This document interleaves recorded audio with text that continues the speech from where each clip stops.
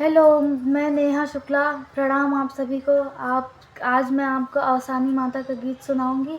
अगर हमारी वीडियो अच्छी लगे तो प्लीज़ हमारे वीडियो को लाइक, चैनल को सब्सक्राइब और शेयर ज़रूर करें और पूरा देखें ताकि वॉच टाइम मेरा पूरा हो सके।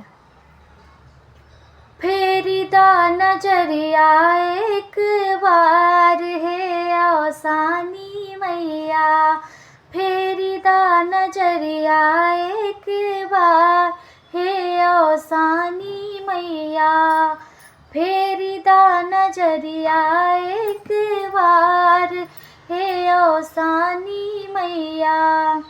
नमवा पुकारी तोहरा, रहिया निहारी तोहरा, नमवा पुकारी तोहरा, रहिया निहारी तोहरा।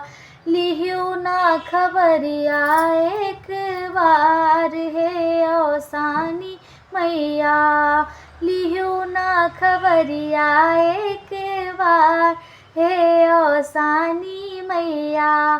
फेरी दा नजरिया एक बार हे अवसानी मैया। भोगवा लगावा गुड़ लाई चना बुझावा, भोगवा लगावा गुड़ लाई चना बुझावा। भरी दा बखरिया एक बार हे अवसानी मैया, भरी दा बखरिया एक बार है अवसानी मैया, भरी दा बखरिया एक बार है अवसानी मैया। फेरी दा नजरिया एक बार है अवसानी मैया। महिमा भजनिया गाई, जन जन खत पहुँचाई, महिमा भजनिया गाई, जन जन में खत पहुँचाई। सुनिला मयरिया एक बार है अवसानी मैया, सुनिला मयरिया एक बार है अवसानी मैया। फेरी दा नजरिया एक बार है अवसानी मैया, फेरी दा नजरिया एक बार है अवसानी मैया। राखिला बचनिया माई, बूझ के मरमिया माई, राखिला बचनिया माई, बूझ के मरमिया गाई।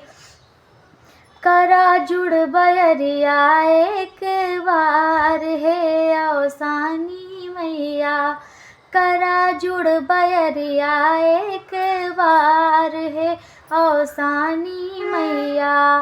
फेरी दा नजरिया एक बार है अवसानी मैया, फेरी दा नजरिया एक बार है अवसानी मैया।